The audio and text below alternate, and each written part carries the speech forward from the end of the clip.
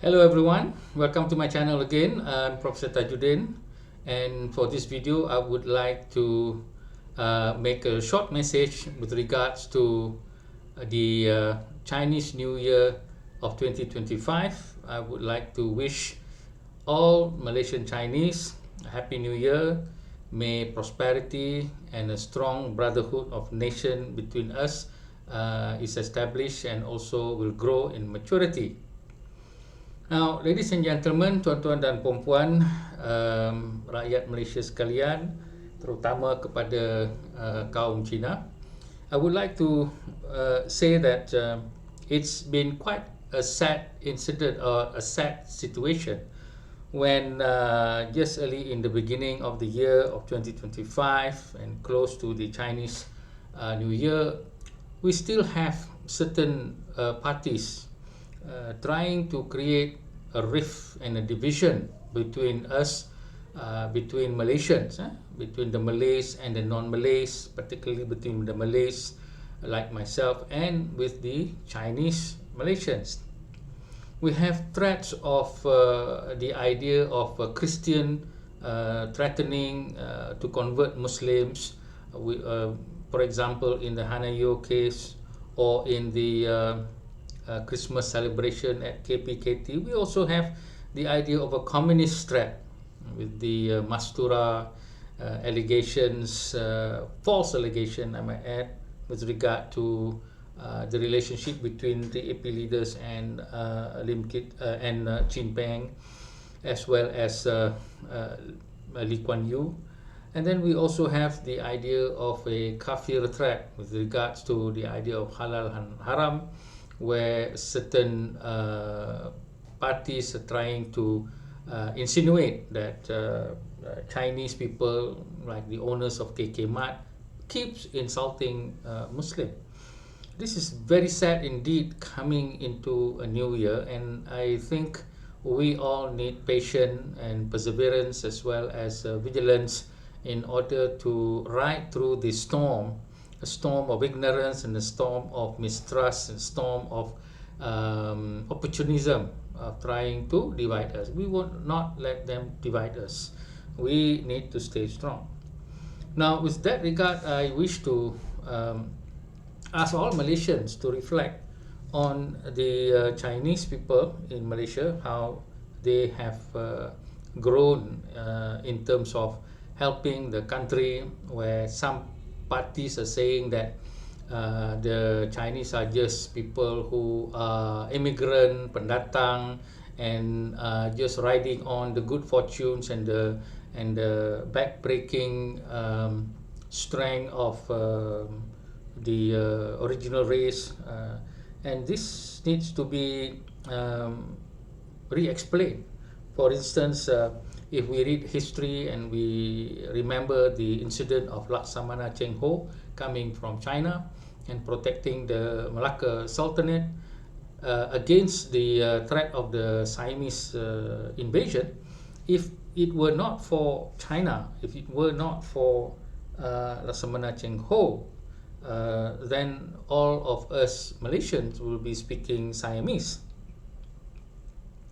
Then we must also look into the contribution of the Chinese within the industry of tin mining, where the British had taken in the Chinese in droves, and this has led to the growth of the tin mining industry, which saw the building of infrastructures like roads and railway stations in order to transport material to the other countries of the world. And we may say that the British had robbed the country, but they have left in legacy the mining industry as well as the infrastructure that had been built upon them. We also need to look at the contribution of the Chinese with regard to being traders and being business people, as well as the new economy of selling, retail, and importing, exporting, and also now much of the economy of food production with regards to agriculture as well as aquaculture, also being done by many Chinese. Of course, there are other races who are contributing also to that effect, but we can see that there is a lot of what has been done by the Chinese people. And we could also see the building of other facilities like buildings, for instance, schools. We have the vernacular schools, of which not only Chinese children go there, so we have Malay students or Malay pupils going to the Chinese school. We have the building of hospitals like Hospital Tanglin by the Chinese people, and also many other buildings, including buildings like the Kuala Lumpur Chinese Assembly Hall, which can be used also for weddings, receptions, conventions, and much meeting or gathering of people to the effect of coming together for a certain cause. We also have the taxes of the country, which some people have told me that is paid mostly amount from the non-Malay citizens, of which a large contribution of it from the sources of the non-Malays. Now, not being an economic myself, I have not much idea, but many are saying that it is more than half that has been contributed by the non-Malays, which also includes the Chinese. We also have the past history of how the sacrifice of the Chinese with regard to being shifted from their living villages into special villages, which is called the black areas or kawasan hitam, and this has begun to take a lot of sacrifice from them to do so in order to stamp out the communist insurrection that was preying on the Chinese people for food and also for conscripting soldiers and so forth. I also like to acknowledge the contribution of the Malaysian Chinese Association, which is the MCA, which form part of the Barisan Nasional, because without the MCA's help, then the Dasar Ekonomi Baru or the national new economic policy would not have been able to materialize, and people like me who would never be able to go overseas for education was able to do so under the government scholarship, of which I think it is from the taxes of the people as well as the leadership of the MCA working with UMNO, and this has resulted in the restructuring and re-engineering of our society. As we can see now, many of the Malays like me are well off in terms of being middle class and upper middle class. I think the Dasar Ekonomi Baru has already reached way beyond its target, even though some people saying still not there, but I can see with my own eyes within my own family as well as my wife's family how that has taken to be the idea of prosperity within the Malay society. Now, we must also remember that such projects like the National Mosque was also contributed from the money coming from all races, I am told, by the speech made by I think Tun Abdul Razak at the time, and also I am also told that in the Masjid Negeri Sembilan also the contribution from all races from our society in Malaysia. Now, coming to my own personal history, I am most grateful for all the teachers that I had in St. Mark, Butterworth, which is mostly all of them were non-Malays. I did not have any Malay teacher, I think, during that time. Most of them are Indian as well as Chinese. And I remember their faces very clearly, even though I've forgotten their names.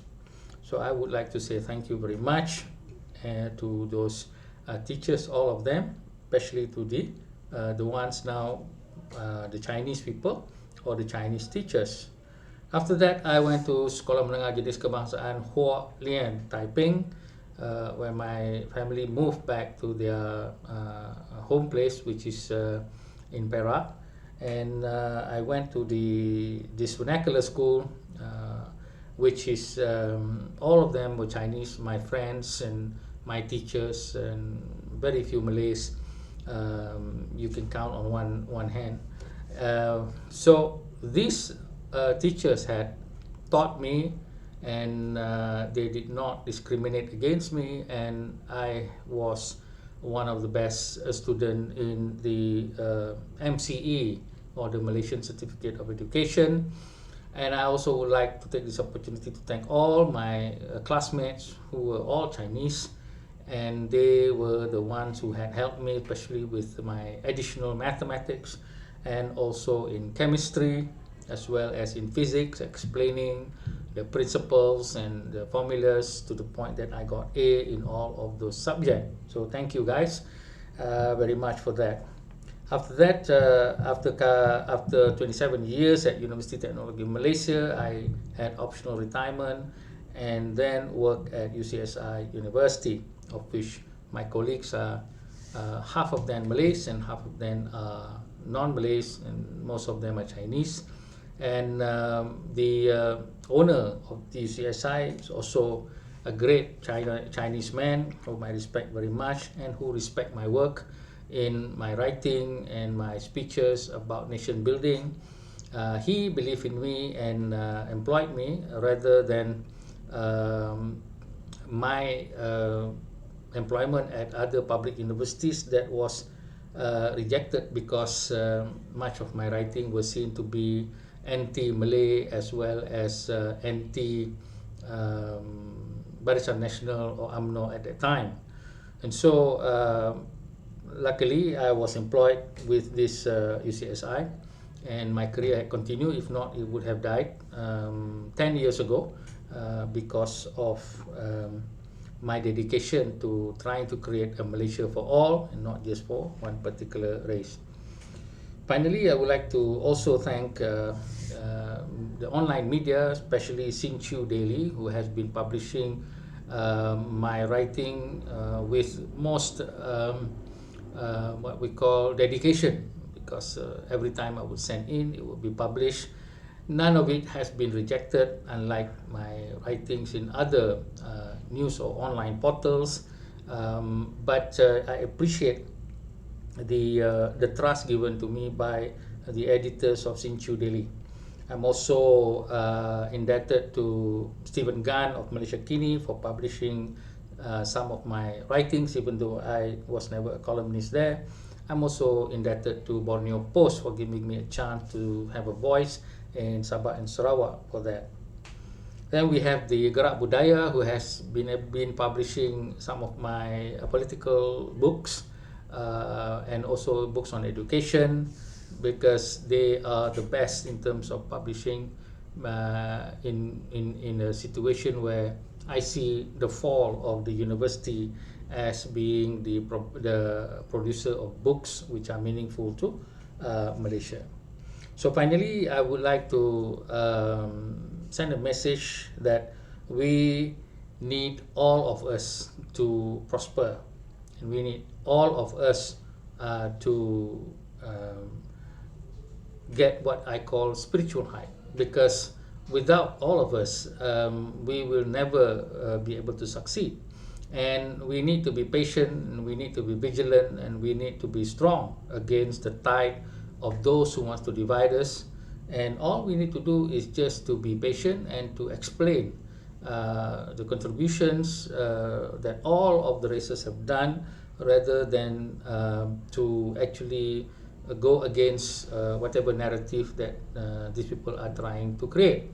We do not play their game, we play a different game. We play a game of trusting each other, we play a game of being patient, we play a game of also not retorting to them, we play a game of not being rude or being unkind, although they are mostly like that. But we are also going to play a game of reminding each other that we need each other, that we are strong together. And so this is the message that I want to send during this Chinese New Year.